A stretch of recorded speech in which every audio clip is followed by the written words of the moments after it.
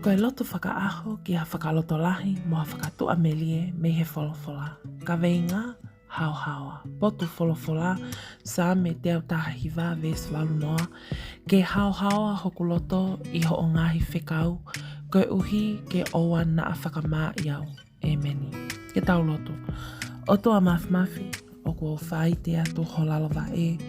Pea oku tangi hoku lau maali e. Ko i kai ke hao hawa hoku alunga. E ku lea, e ku whakakaukau, e ku tō onga mo ui, mo e ku whakawhiangai kia te koe.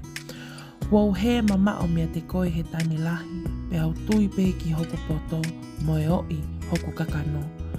E ki tokonia mo au ke u tafoki me he kovikoto ape, ke u tauhi e ku mo ui ke hao hawa, pe ke oua te u whai hamea ke ne whakamā ia iau hoku whamiri, ka koe mea te pu ai awhiona.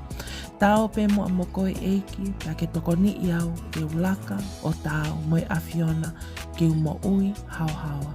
I ho hua whape sisu kalaisi ko koe hoku whakamo ui. Amen. Whakamaloa ke te koe o ko ke kaumai ke ta loto hu fia he hoani. Whakawhetai ki he eiki, koe omi ai wholofola mo ui, ke ne tokonia mo taki tonu ki tautoru, ki he tō onga mo ui o ku hoi fua ki ai eiki. Loto mau pe ki he eiki, whainga maali e kotoa pe ho o mo ui, pea e whakaai he eiki ho ngai whia mau. Don't forget to subscribe for daily prayers of hope and encouragement from the Bible. Thank you and God bless.